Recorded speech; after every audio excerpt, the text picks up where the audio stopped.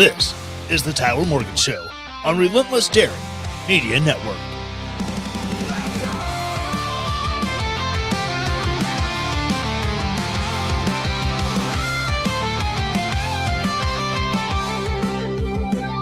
Welcome to the land of bourbon and bad decisions, where the nights are long and the truth cuts deep. Voices rise against the tide with clear intentions in the place where freedom never sleeps.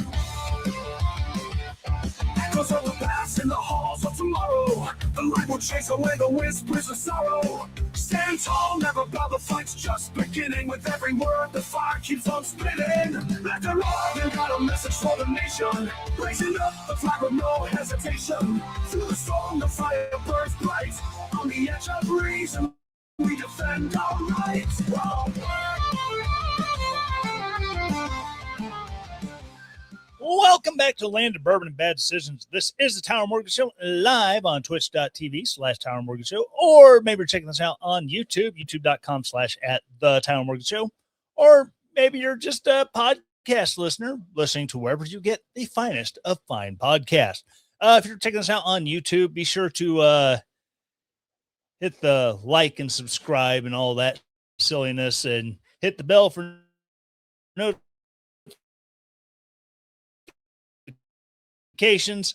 Yeah, but thank you to subscribers on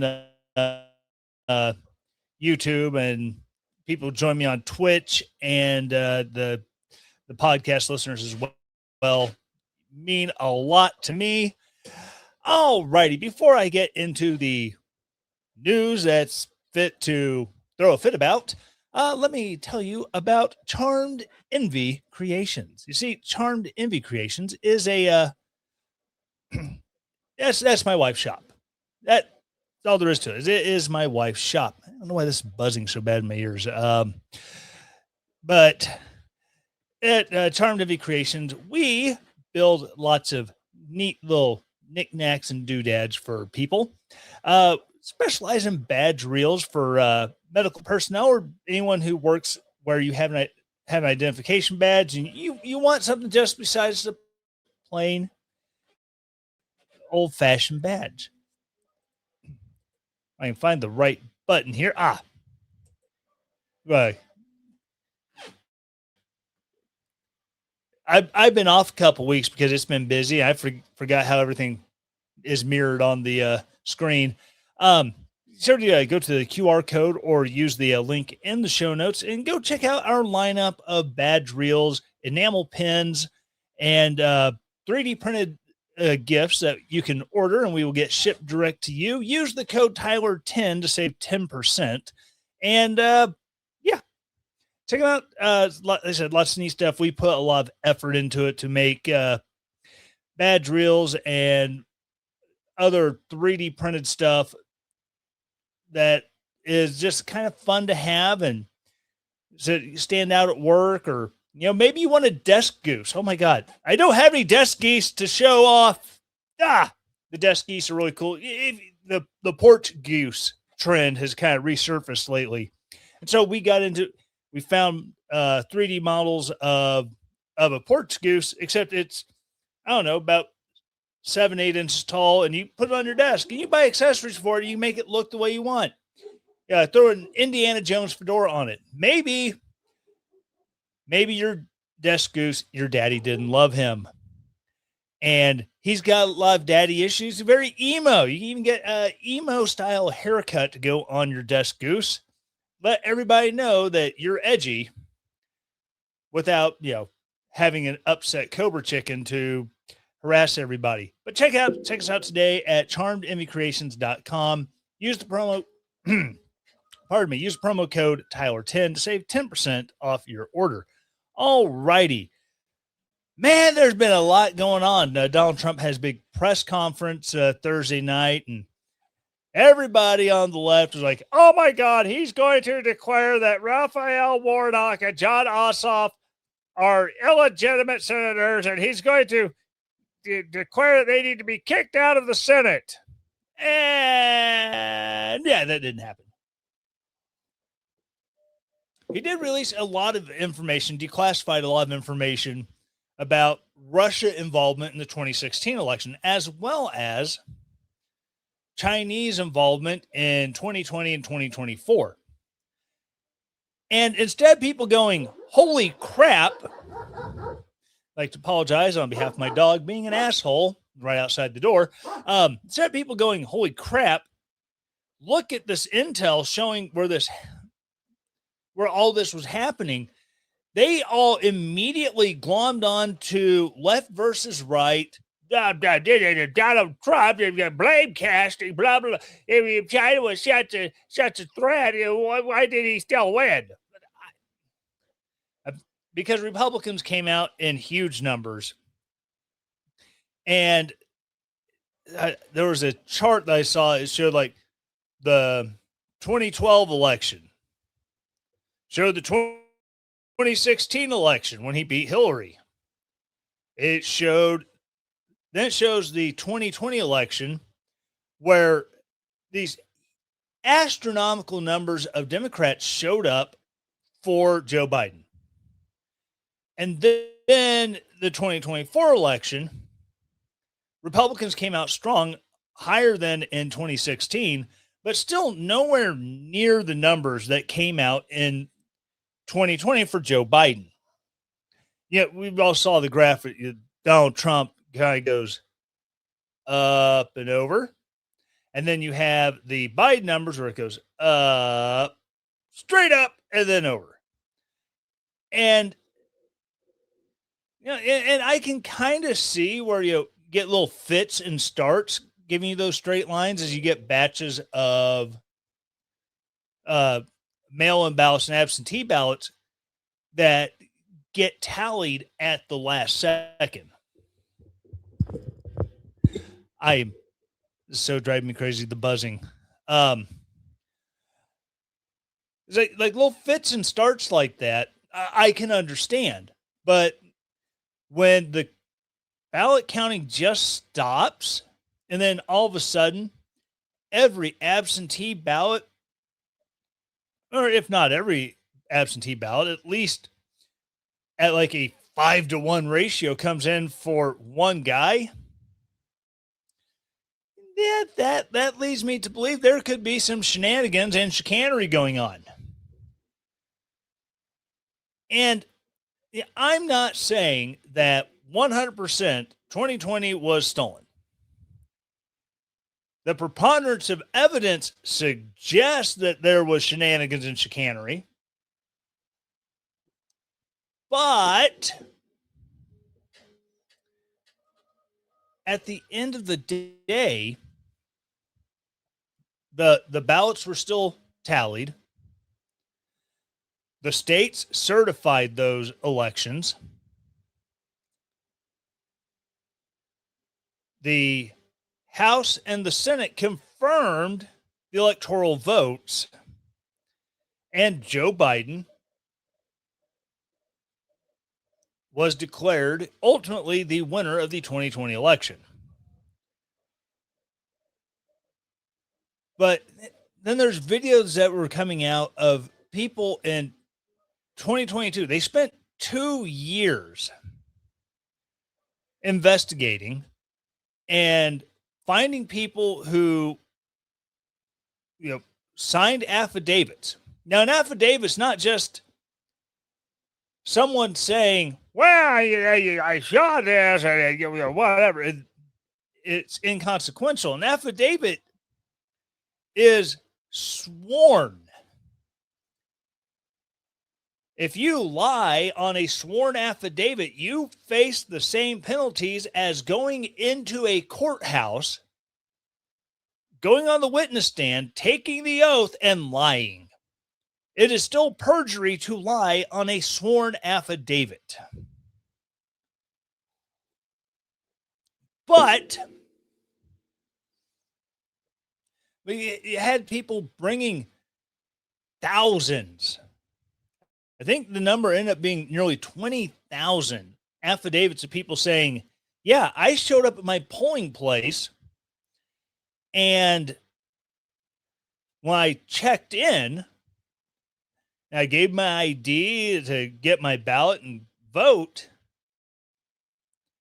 The poll workers told me I had already requested a mail in ballot, and I never did. So they gave me a paper ballot for me to fill out as a provisional.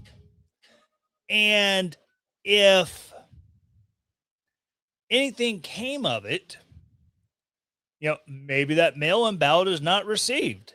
But if my ballot and the mail in ballot are both received, I obviously can't cast two ballots. So now there's going to trigger investigation. But here's the thing: if all 20,000 or however many people was who swore those affidavits did in fact cast their ballot, there was never a big story about a massive investigation into Georgia voters having two ballots. There was never an investigation on, well, why did Bob in BF Georgia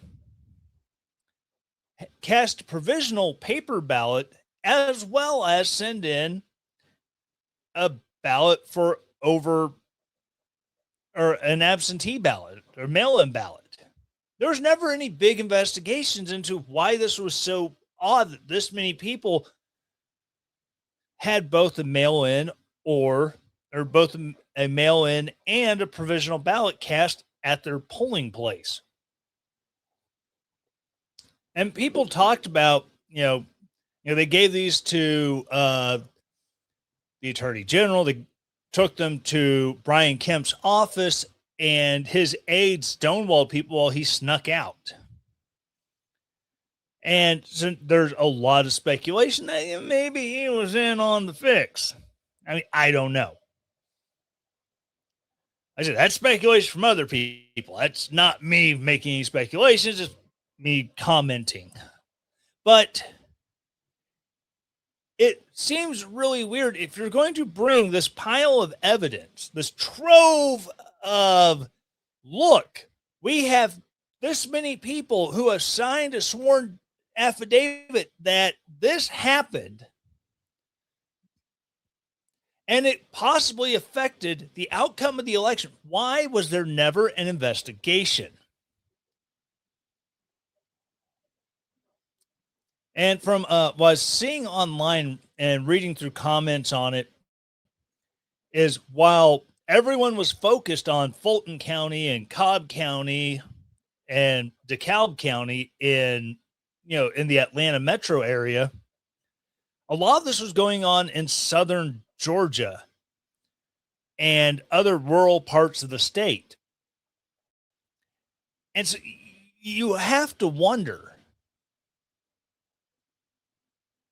did someone game the system in order to get access to voter rolls and just do a massive block of requests for these mail-in ballots and then intercept them from wherever they print the ballots? It'd be really interesting to see how sequential the serial numbers on these ballots are, or how sequential they were. Because wouldn't it be weird if there was like 20,000 or more ballots requested, and you compare those requests to the people who said, hey, this happened in my polling place, and see where numbers line up, especially in the same district. Like I said, and I'm not saying this happened. I'm looking at the evidence and I'm just kind of let it rattle through my brain and see what makes the most sense.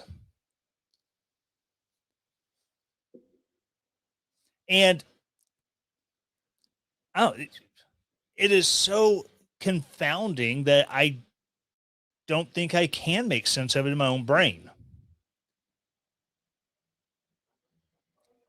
But yeah, it was so weird though. Like I said, when Donald Trump was doing this press conference, which I didn't watch, and you get the outpouring of this was a nothing burger, or look, it showed right there Russia interfered. We knew Russia interfered. That has been settled for a decade that Russia interfered with 2016, not at the ginormous scale that was portrayed by left-wing media. I think Russia spent like 20 grand in social media ad buys posing as pro-Trump groups. And their reach was relatively limited. Like I said, that's been settled since 2016. But finding out now that Venezuela was trying to get in on it, Maduro was ordering it, finding out that China was getting involved in running pro-Biden stuff in 2020, which China did have a big effect on the 2020 election. It was called COVID. Their disease escaped their lab, made it around the world, and through government overreaction, Donald Trump having the payroll protection or whatever, the PPP loans through the SBA, as well as the COVID stimulus checks, it drove inflation. Also adding to the economic woes was all of the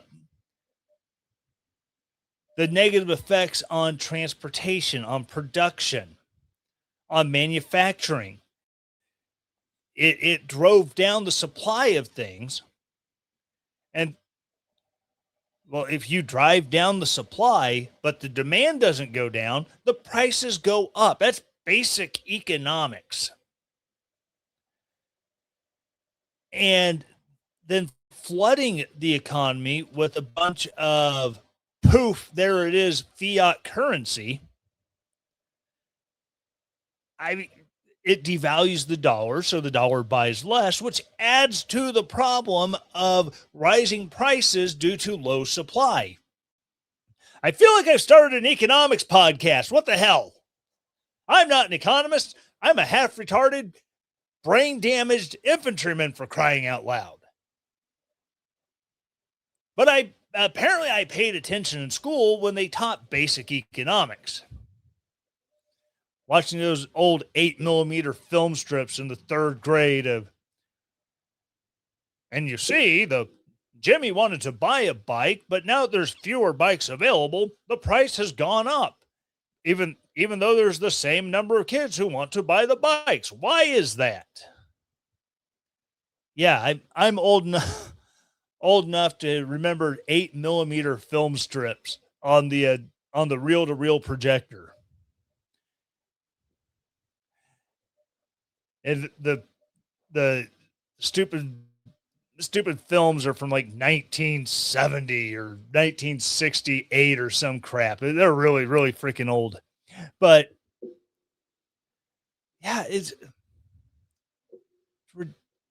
ridiculous. But you like I said, you had that economic unrest, and if you want to influence an election one way or the other, economic unrest is a damn near perfect way to push an election a certain direction. I mean, you don't have to go that far back in history. Look at the 1980 election when the United States was suffering from stagflation. Through the roof credit, through the roof interest rates. People couldn't get credit to buy a home, buy a car, or any of that. Who was in office? Jimmy Carter. What happened to Jimmy Carter? He lost his reelection bid to Ronald Reagan. Go back to the 1928 election? Oh, I, when was the big economic crash?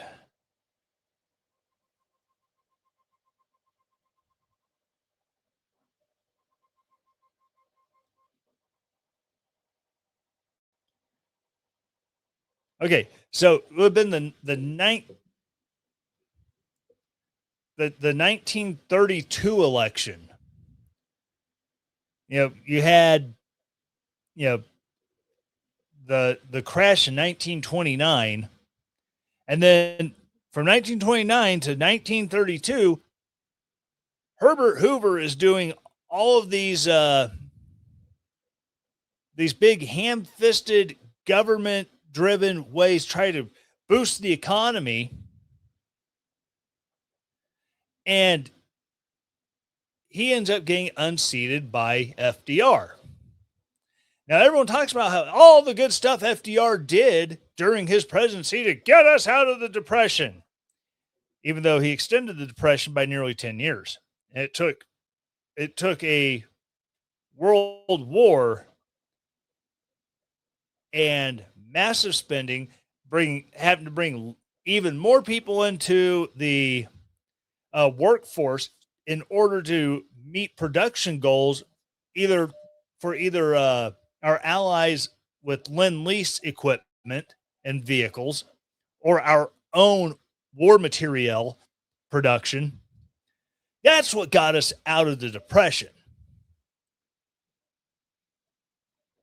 But I'm sure someone may notice the Don Lemon is worser coffee mug from the old former Stu Does America show. But all this was going on, and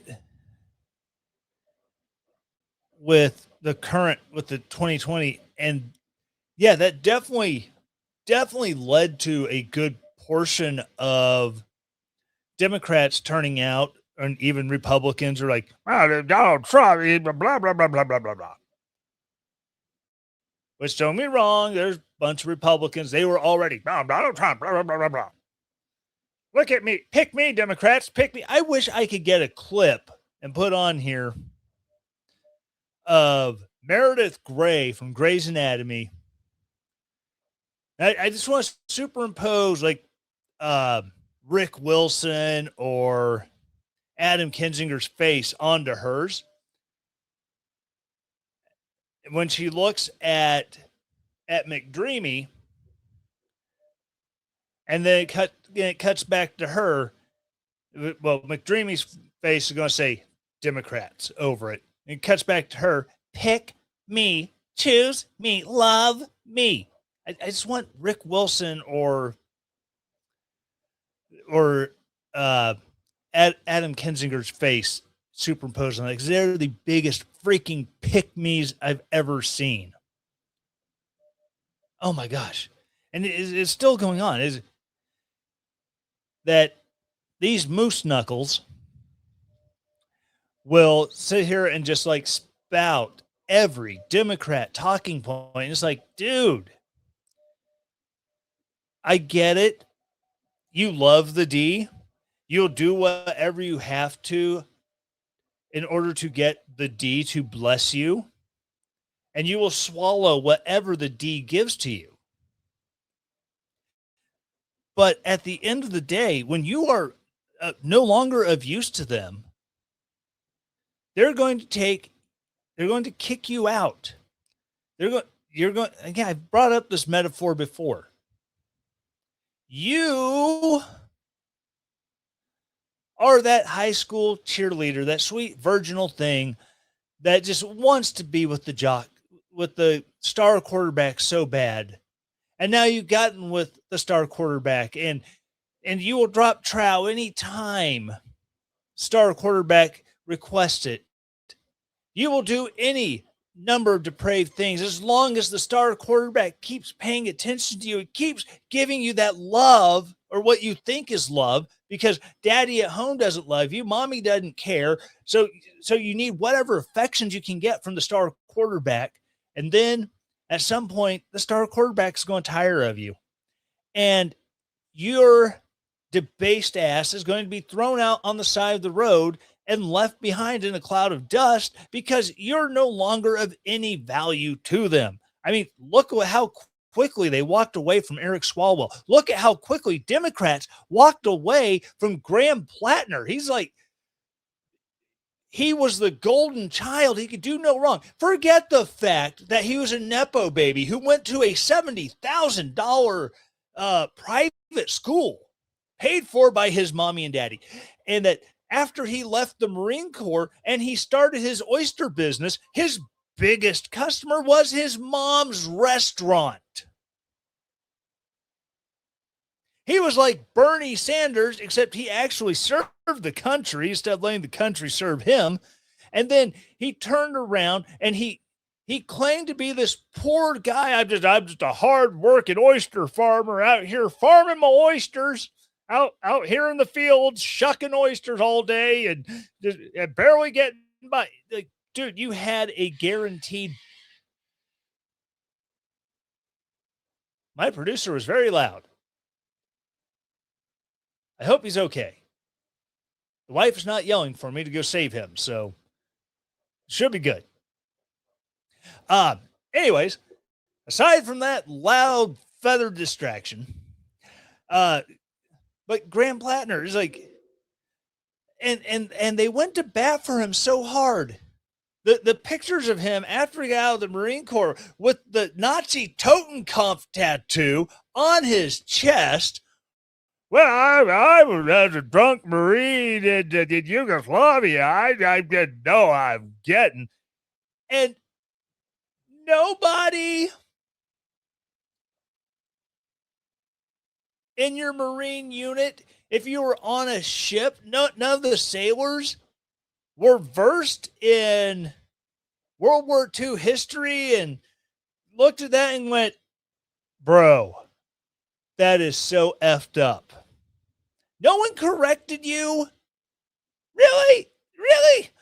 See, I don't believe that.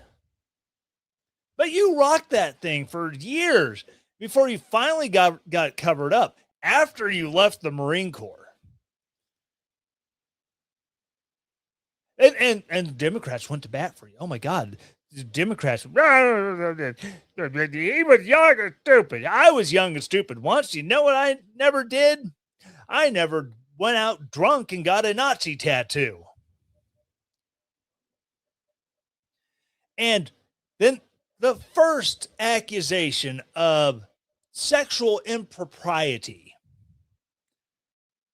came out. No, just someone trying to take his career. And the second, and the third, and the fourth, and the fifth, the sixth, the seventh, the eighth, the ninth, and the 10th. 10 accusers. 10 accusers deep. And the Democrats are still just, oh, well, yeah, you know, he's a serial cheater and blah, blah, blah, we look at Donald Trump. What aboutism? As much as they hate when whataboutism is used against their people, they will gladly fall on the whataboutism sword when it suits their needs. And then finally, an 11th accuser comes out.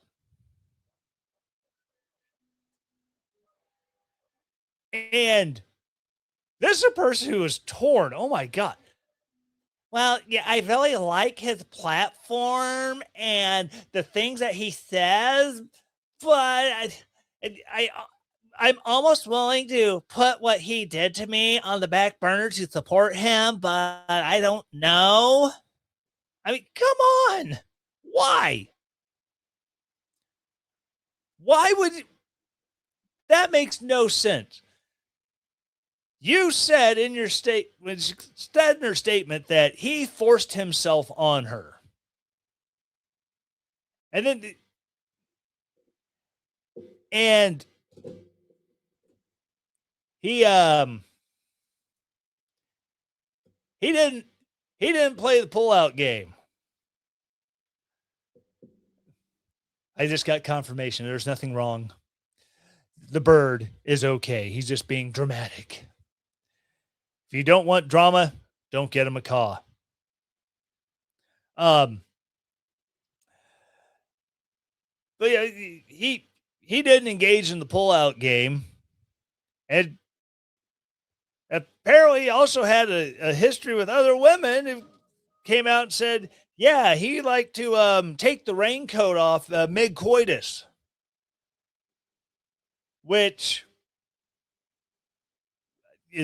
that's a weird kink, I guess. Like, you want to surprise women with a pregnancy they didn't want. But I mean, don't get me wrong. I'm highly of the opinion if you don't want to be pregnant, don't be having sex. Because I mean, if you put bread in a toaster that's plugged in, you push the thing down, you're going to end up with toast. And unprotected sex, and even protected sex, is like a toaster that's got a short in it. You put the bread in, push the button down, and maybe you don't get toast out of it. Maybe the bread remains untoasted, doesn't even get warm. But eventually, you play. You know, the old saying, you bet against the house enough, eventually the house wins.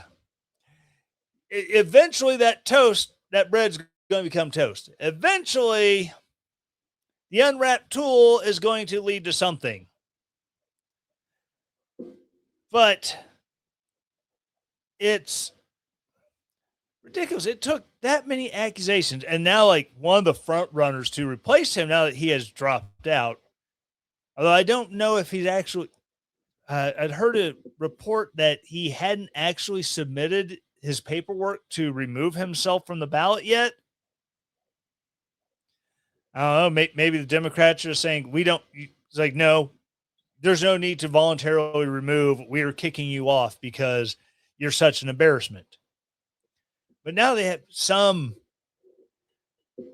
dude who thinks he's pretty, and imagine Shrek in a wig. That's the only way I can describe this glorious, beautiful woman. Shrek in a wig. Talking about gets her monthlies through the back door.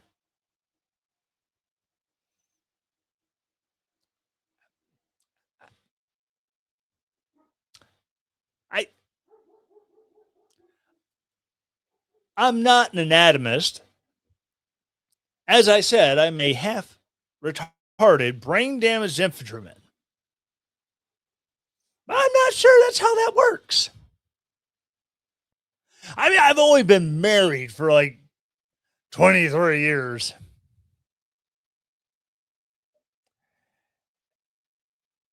And I don't recall this ever being an issue in my 23 years of marriage, that there would be complaints of that.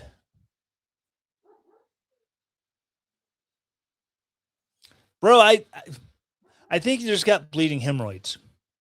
There's a medical procedure that can fix that if it's that bad. Maybe lay off the cheese. Don't strain so much when you got to do a number 2. And maybe once a month you won't be having some bleeding down there. I'm just saying. I hate to be gross, but if you're going to publicly broach the topic,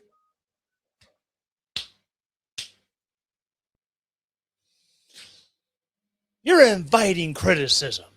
You're inviting comment. But oh my gosh. But yeah, I said Eric Swalwell. No one gives a crap about Eric Swalwell from the Democrats anymore. No one gives a crap about Graham Plattner from the Democrats anymore because they're no longer useful tools. And when Trump is out of office, and hands down, Marco Rubio and JD Vance are more moderate than Donald Trump.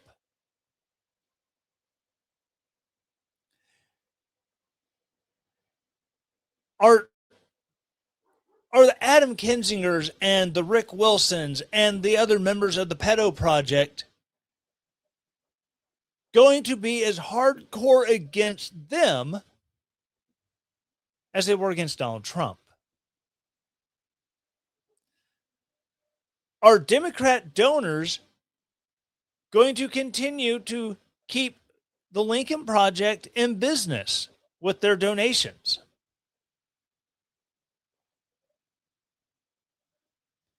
Is Adam Kinzinger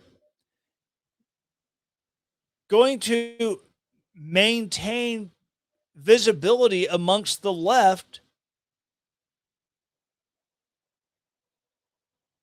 for pushing back against a guy who is far more moderate than the current president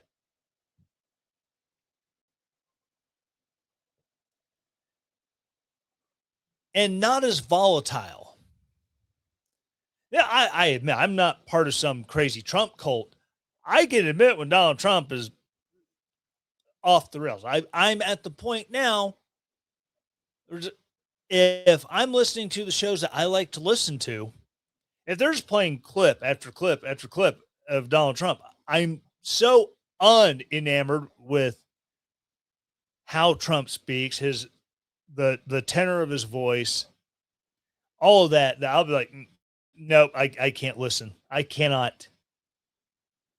And I turn it off. I go back to one of my audiobooks. I go back to Dungeon Crawler Carl or whatever I happen to be listening to at the time. And it's just,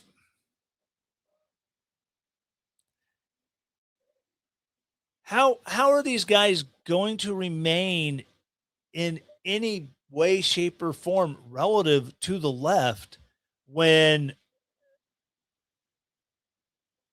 now now it's not Donald Trump is a crass, you know, asshole,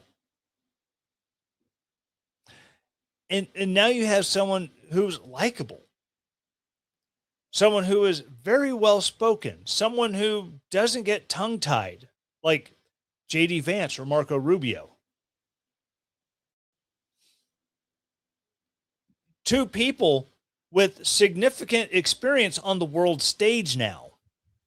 How are you going to come out against them because they don't believe in as big a government as you do? Because they would like to see the government shrink. They would like to see government spending go down on things. Because the government's not spending as much money, there's no need to tax people as badly, and people like not getting taxed. I mean, where do you go? These guys have built grifts based solely on the dude with the Cheeto dust is bad.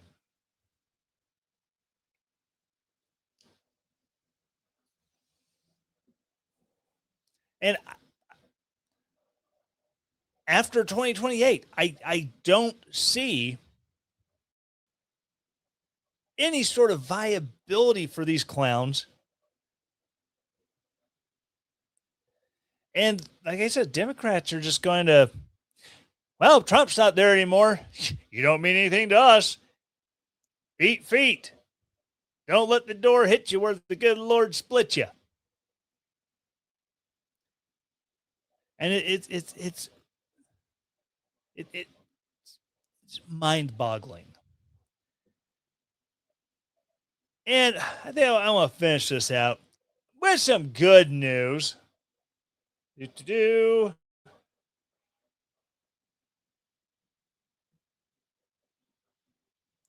Actually, you know what?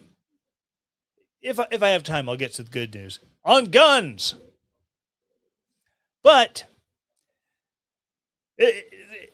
it's comment on a Facebook post from Piper for Missouri. I don't remember Piper's last name. It's that inconsequential, but I see her post all the time. It's a picture of her hugging a soldier. Don't know who it is, but it's her hugging a soldier returning home from somewhere. And she's talking about Donald Trump and his forever war and blah, blah, blah. He started a new forever war. Well, no, he didn't. You know who started a forever war? The Iranians. I know that's hard to believe, but here's the thing. This isn't a forever war that started in early 2026 with Donald Trump bombing the crap out of a bunch of places and getting into a prolonged dispute with whoever's in charge over there over the Strait of Hormuz. No. See, this forever war started in 1979. Last time I checked, that's 47 years ago. Almost 47 years ago. I don't think we've gotten to the anniversary of the Islamic Revolution and the storming of the U.S. Embassy, in which, was it 50 some odd American personnel were held hostage for 400 days? Oh, no, they weren't hostages. They were guests of the Ayatollah. They were hostages. That is when the forever war started. That is the ultimate forever war. And we have been fighting Iran via their proxies since 1979. Now, granted, there was a time where we were kind of shoring up the Ayatollah and, you know, the whole Iran Contra thing. But generally speaking,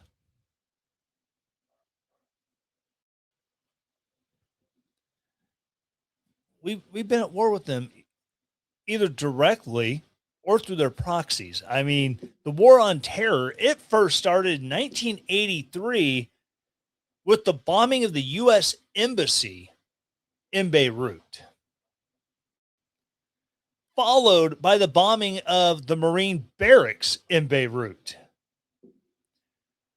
Like, do we not pay any attention to history at all? The Iranians funded the attack on the embassy and the attack on the Marine barracks. They started this damn war. We just spent way too much time fiddling around, not going after those who started it, not prosecuting a war against the people who keep funding Hezbollah and Hamas.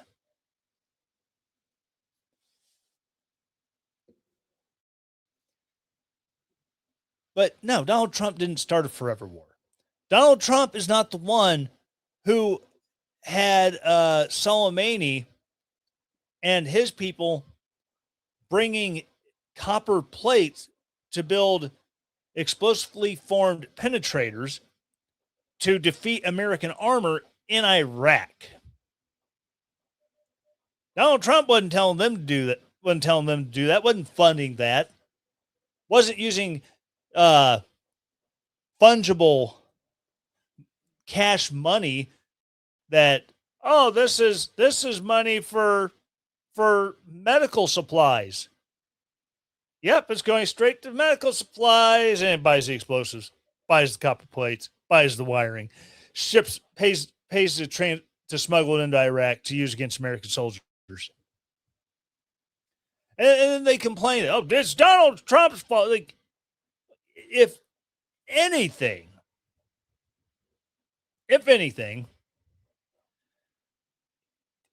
you could put the blame on Israel, because I believe, whether we did anything or not, when we started our bombing campaign and our missile strike campaign against Iran, it was because Netanyahu said, I don't care what you do, I'm doing this. And the president has an obligation to protect troops that are in an area, and protect American assets, and protect American infrastructure, American interests in that part of the world. Because what happened immediately after things started popping off? Drones and missiles and rockets started returning the other way and hitting American installations around the Middle East, as well as civilian installation in Bahrain, Dubai, Saudi Arabia, Kuwait. And here's the thing. If we stood back and did nothing while Israel started their attacks, we would have gotten hit anyways. Why? Because we were closer than Israel. Granted, in the grand scheme of things, not that much closer, but still, we, the U.S. and U.S. forces in the region, would have come under direct attack. So no, Piper, despite what you tell yourself, despite what your betters in the DNC and the left-wing activist influence sphere is telling you, no, Donald Trump did not start a forever war. A forever war was started when the Ayatollah and a bunch of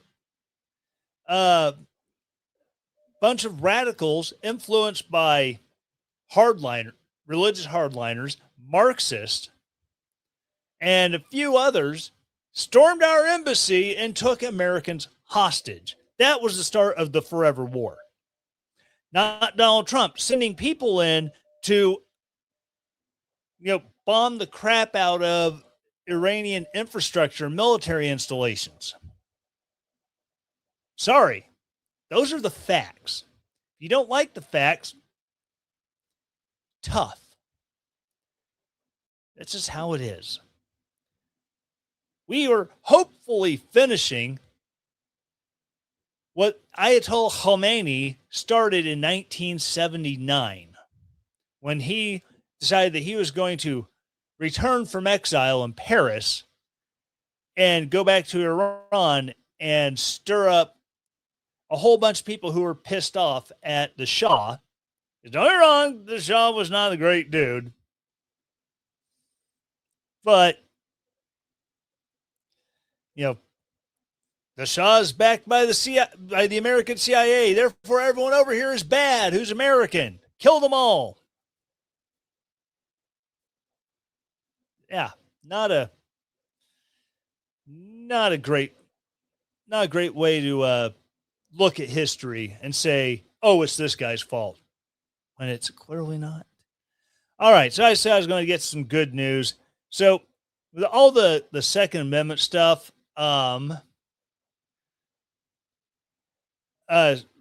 recently New Jersey had their gun laws, some of them, overturned. All right, so this is from Politico, so there's probably going to be some questionable wording thrown into things. So, appeals court strikes down New Jersey's assault weapons ban and magazine limits. Third district opinion strikes the heart of the state's gun laws, among the most restrictive in the nation. Oh, it's not weird news like breaking here.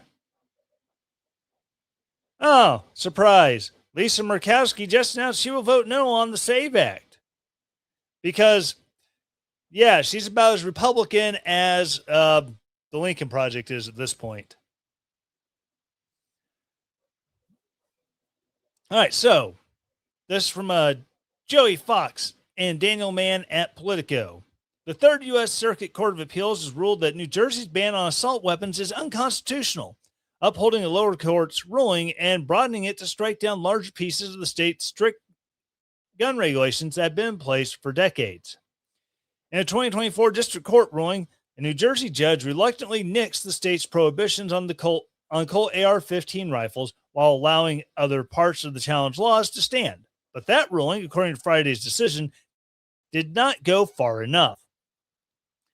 The court said the state's bans on assault weapons, large capacity magazines that hold over 10 rounds of ammunition also run afoul of the Second Amendment. The court's decision stems from U.S. Supreme Court 2022 ruling in New York State Rifle and Pistol Association versus Bruin, which held that restrictions on guns must be rooted in the nation's historical tradition of firearms regulation. That means state laws restricting guns must have historical analog from centuries ago.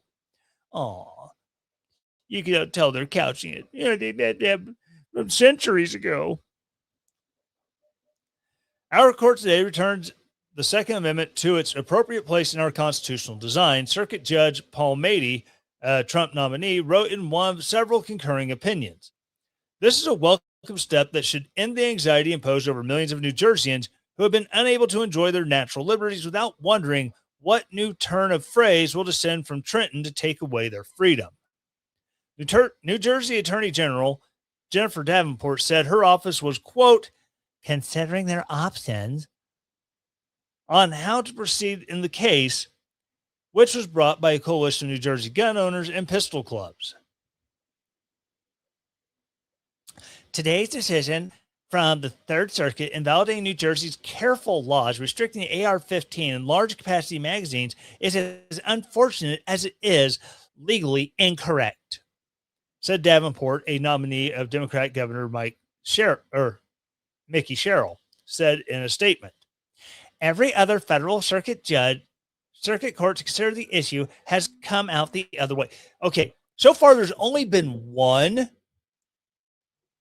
that's come out the other way, and that was whichever court handled Chicago and the Illinois ban. Because that circuit court of appeals upheld it. So now you have two circuit courts that have contradicting rulings. So basically, it's going to go to the Supreme Court either way for a final decision to say which one is right, which one is wrong.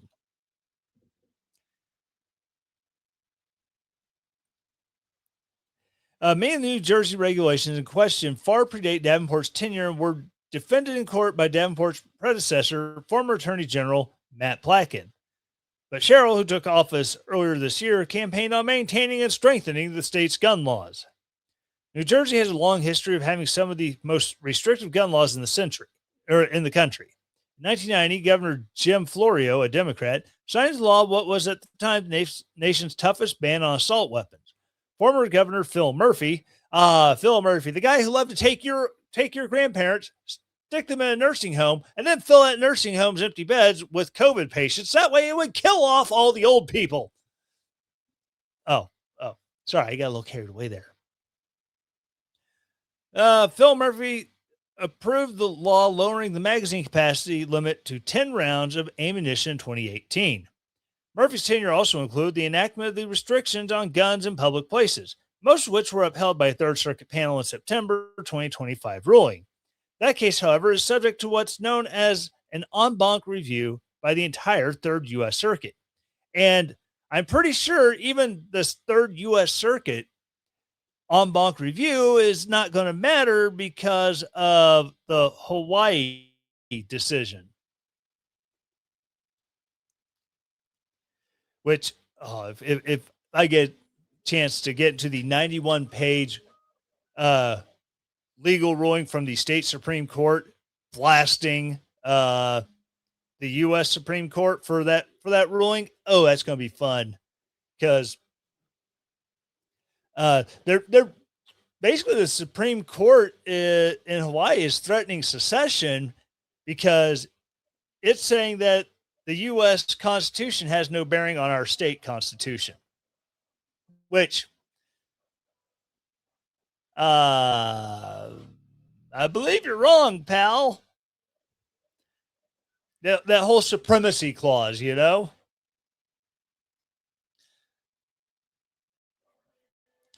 All right, so gun rights supporters said that Friday's ruling, as well as prior court decisions, signaled a shift in New Jersey's longstanding status as one of the toughest states on gun restrictions.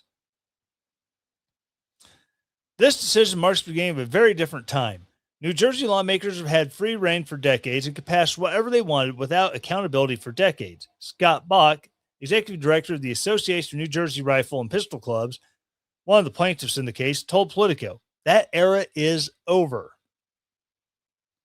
The Third Circuit ruling comes as the U.S. Supreme Court is set to review whether state and local governments can enact assault weapons bans at all under the Second Amendment. Bach said the appeals court decision could be a harbinger of what's to come. Yeah, and there's also a couple cases that were granted certiorari by the Supreme Court and will be held in the upcoming term, or will be heard in the upcoming term.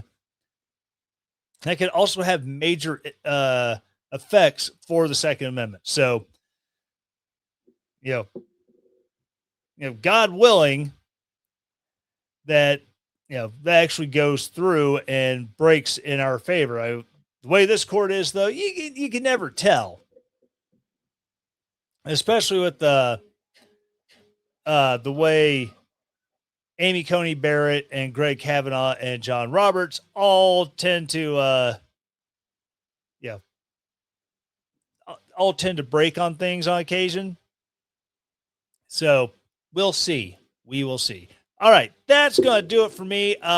Thank you again for sticking around, either watching live, checking this out later on YouTube, or checking out the podcast. If you're new to the YouTube channel, please be sure to like, subscribe, hit the bell for notifications, all those good things. If you are a podcast listener, I ask the same 4 things every week. Same 4 things. Number 1, please subscribe, follow, whatever your platform calls it. That way you get in your feed every week when I make a new episode. Every 2 weeks. If I'm so damn busy, I can't record an episode. I apologize. But subscribe. Number 2, please rate the show. I'm looking for 5 stars. I'll accept 4. 3 and below, please hit me up on the social medias at Fake Tyler Morgan. DM me. They're open. Tell me why you believe I deserve 3 or less stars. If it's constructive, hey, I love good constructive criticism. If you can make the show better, I will do what I can to make it better for you because, hey, you were polite, you were constructive, and you weren't a jerk. If you're hitting me up in my DMs just to put me on blast, please make it entertaining. I can handle people insulting me. I can handle people calling me names. If you're very creative with it, hey, I've got a soft spot in my heart for people who can insult me and make me laugh at the same time. It's a skill, it's a talent, and I reward that talent. If you just want to just a bunch of nonsensical tomfoolery, then I'm just going to ignore you. But anyways, after you have subscribed, rated, please write a review, say something nice about the show. If you have something not nice to say, be pithy. I like people who can, just like people who can creatively call me names and insult me. If you have something bad to say about the show, if I can laugh at it, I'm probably going to just have a good chuckle on your review. And I always enjoy a good laugh. And once you have subscribed, rated, and reviewed, please share this podcast with someone who you think will enjoy it. Send it to someone who you think will absolutely hate it. Send it to Piper for Missouri. I ask you nicely. Just send her a link. Like, hey, listen to this guy's show. He talked about you. Maybe send the timestamp of when I started talking about her not knowing when the Forever War actually started. I would appreciate that very much. Anyways, share it. Send it to somebody you think will enjoy it. Send it to somebody you think will drive them absolutely bonkers and they'll be mad at you, never talk to you again. Either way, I can be an agent of good. I can be an agent of making your enemies not like you more. So do with that little piece of information what you will. Again, thank you so much for listening. And as always, stay relentless. The Tyler Morgan Show is a Relentless Daring media production. The Tyler Morgan Show is supported by its listeners. To support the show, go to ko-fi.com/Tyler Morgan Show to donate there, or relentlessdaring.com and hit the donate button at the top of the page to set up your donation. All music used in the Tyler Morgan Show is used with permission from HerbalPlanet.com, link in the show notes. 2 Timothy 1:7.